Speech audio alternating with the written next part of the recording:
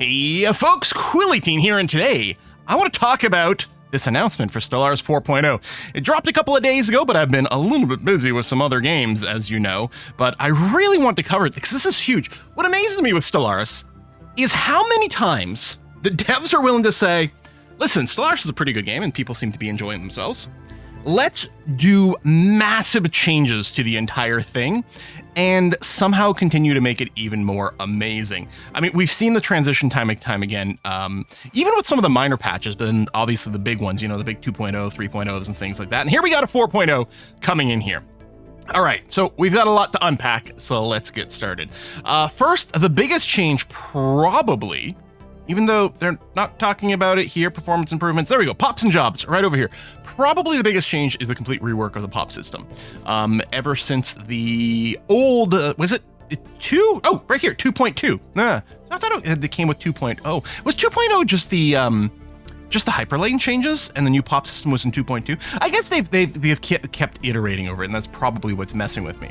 But yeah, they've changed the pop system pretty substantially. Originally, it was a tile system, and then it was a job system, but they're talking about performance in late game has definitely been an issue, and this has been something they've worked on to optimize a lot. The way the pops and job systems works, I mean, when you're talking about having, what, 100 plus planets, each with a huge number of pops and different jobs and the ability to migrate and stuff like that, I mean, you can see why the calculations kind of go Super Saiyan. So it makes sense.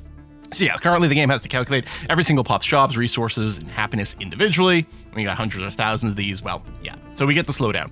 So now we're getting a change to things over here. So instead of tracking each pop individually, pops will now be grouped together based on species, strata, and ethics, which makes me think a little bit Victoria 3.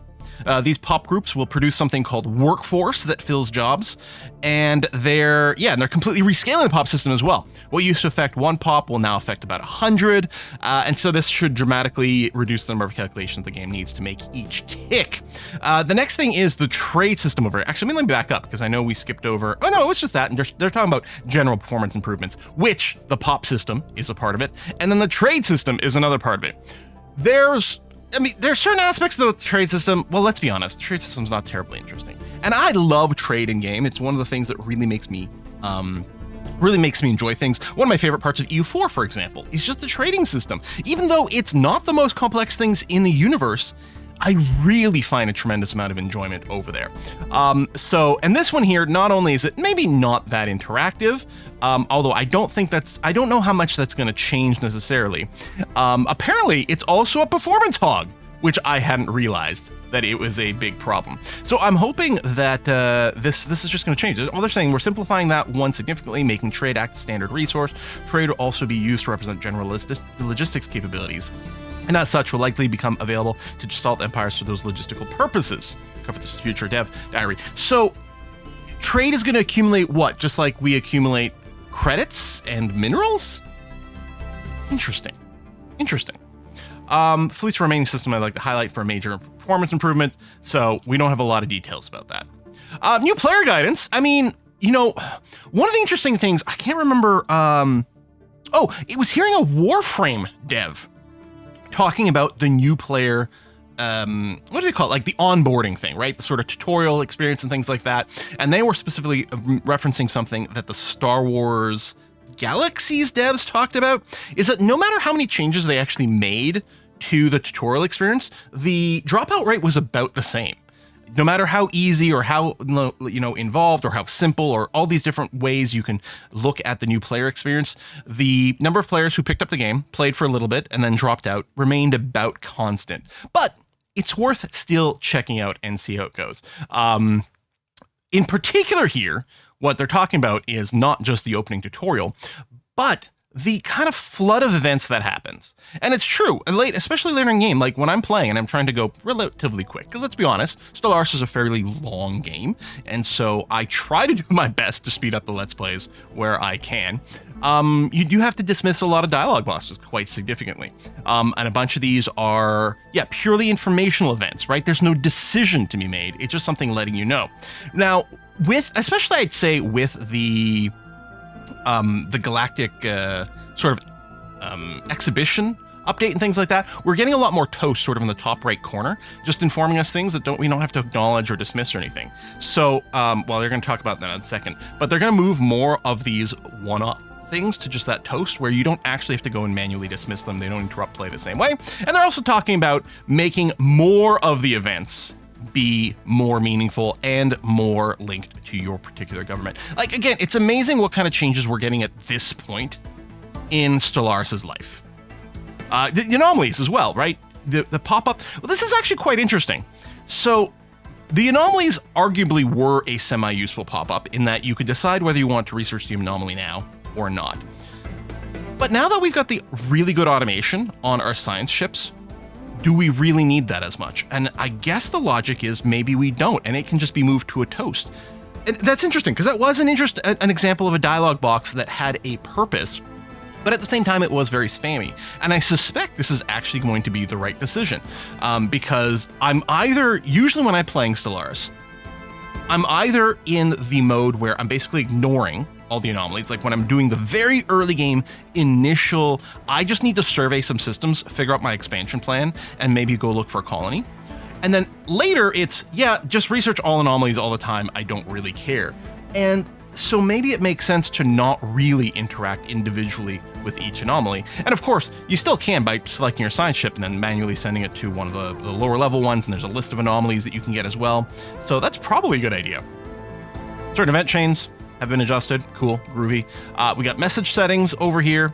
Leader trait frequency. So I actually when the new leader system was introduced, I actually went through a long period of not playing Stellaris with you guys, which is crazy to consider because it is one of my favorite Paradox games. It's one of my favorite games, period. And I went through a long period where I didn't really do a Let's Play for it because I actually found the leader system a little tedious. Now, I'm having fun with it in our current game that we're currently playing. Although at some point I still went and just set listen, just auto do the traits for me because I'm getting spammed way too often for it.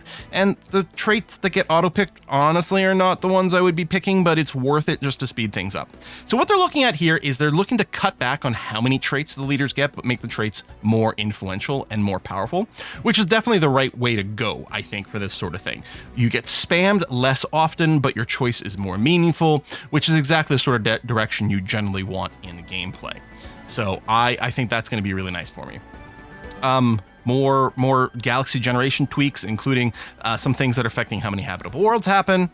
Focus trees in some of our grand strategy games do a great job of outlining possible ways. Hearts of Iron, da-da-da-da. We decided static focus tree is not appropriate for Stellaris. Yep, it's very sandboxy. That makes a lot of sense. So it's interesting what we're going to get here. Instead of trees, we've decided to go with suggested tasks that fall into conquest, exploration, or development aspiration categories. These range from investigating an anomaly to building a Dyson swarm, or the high ranks becoming galactic custodians. Be able to select your empire's focused aspiration, which will skew the offered tasks toward your choice. Completing the task give no immediate reward, but progresses you down conquest, exploration, development tracks. This is going to be fascinating. The idea of this, I'm very excited for. Obviously, if it's implemented poorly, it'll suck. If it's implemented well, it's going to be awesome for giving us extra direction in our gameplay. And in particular, I suspect that, to me, the Stellaris endgame is pretty bland. Once you hit about 2400 and you're just sort of trying to burn through a bunch of turns, you get the crisis. And honestly, I don't even find the crisis that exciting, generally speaking. Usually that's where I burn out a Stellaris game. If these goals give us a little bit more focus and a little bit more excitement in that late game, then I think that's going to be an amazing thing. So we'll see how it goes. We'll definitely, it seems like the sort of thing where if it's done the way that I like it, then it will definitely give me just more interesting little achievements to pursue as we go. Empire Timeline, Real-Time Chronicle, your Empire's Journey. That's cool. Love that. Quality of life improvements. Apparently there's going to be a bunch. Okay, this one here. I actually mentioned this already in, I think one of my episodes of Stellaris that I did record after this came out. All right, colonizing worlds. So the big thing they're talking about here is the colony designation. So when you colonize a planet, you can choose to give it a designation, right? It's a mining world, it's a forge world, all those sorts of things. But you don't want to do that right away, generally speaking, because small colonies get the colony designation that add some really good boost to the colony early on, give you a few basic things, some amenities and this and this and this, that could be really influential for a variety of things like helping, maybe encouraging more people immigrate to this planet, for example. But the problem is, if you want to go, especially in the late game, and do automation, you really need to use the designation in pair with the automation. But if you're designating to something like a mining world, so that the game automatically goes and builds up a bunch of, the mining districts, for example, then you lose that colony designation immediately, which is actually quite handy when the colony is starting out. Especially since if you set it to something like, let's say you set it to a tech world, and it's like, well, I've got one person on here. We're not running a bunch of scientists, so we're not getting the benefit from it at all. So now they're making it so the colony designation is a modifier that will exist for some time after initial colonization. I don't think it says, let's say it lasts for 5 years or something like that. So then it's just a modifier. And then independently of that, you choose the specialization, which means you can immediately set the automation if you want to be a little bit more hands-off. And that's kind of cool. I think there's zero bad about this. Let's say you don't use the automation system, it's still perfectly fine. You lose nothing. And in fact, I don't use automation, but I love designating the planets right away as a reminder of what I have planned for this. And so that's indeed exactly what I'm going to do, which is quite cool. Species modification is simulation targets, gone through the genetic modification process, remove pain points. That's cool. I mean, the gene modification system I use sometimes, I don't use others. Mostly it comes down to what theme I'm going for.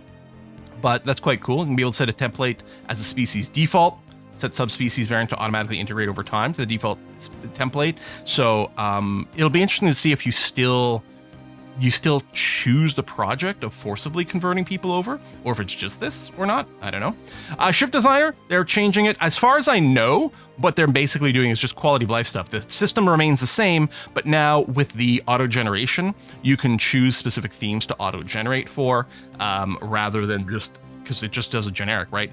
If you automate a destroyer, it just makes a destroyer. But now you can choose subtypes for the autogen system, but you can still just do your own. I don't think they've changed any mechanics of this.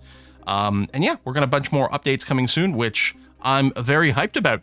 4.0, I mean, it feels like this is just scratching the surface right now. Although some of these things are certainly, just the pop change by itself implies a gargantuan overhaul. Yeah, war and war resolution. Oh, feedback requests. Oh, there we go. Yes. Okay. See, I mentioned this. I filled out this espionage thing before, because I was like, and I filled this out because I find espionage in Stellaris not the most interesting to me personally. And maybe I'm using it wrong, but I don't find it very interesting.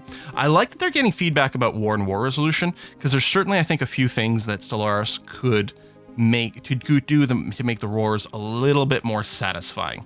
Some of these other things I don't mind too much, but I'm curious to see what change they'll get and what kind of feedback people give for this as well. So tell you what, I'll try to make sure to drop a link to this in the description of this video so you guys can go and fill out these forms and have some impact maybe on the direction of Stellaris, which is apparently still a living, breathing product. And what a wonderful thing. I know people who are new to Paradox, right? They sit down, they want to buy one of these Paradox games for the first time, and they're like, oh my god, it has like 10 DLCs. What a scammy money grab. But they forget that these games have been around for like 10 years or whatever. Especially when we're talking about EU4, it's been around for an eternity, an entire galactic age, basically. But, Stellaris as well has been around for a while and has gone through a lot of changes.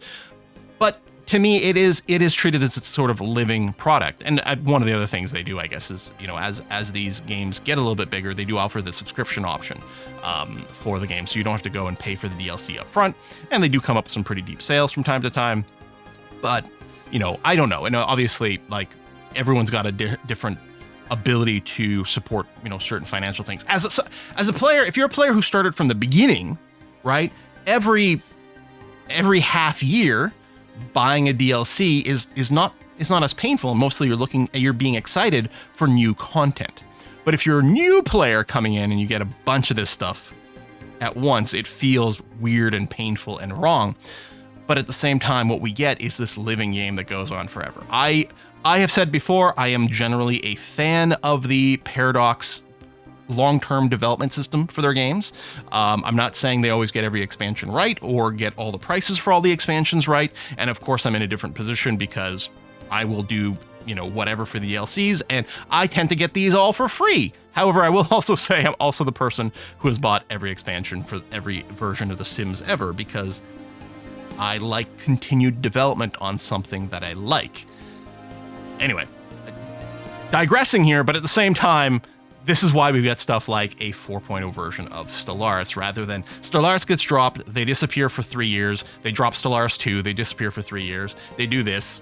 I personally like the system better, but I'm not going to say it's without its faults. Still, really excited for 4.0. Thanks for watching, folks. I'll see you next time. Bye-bye.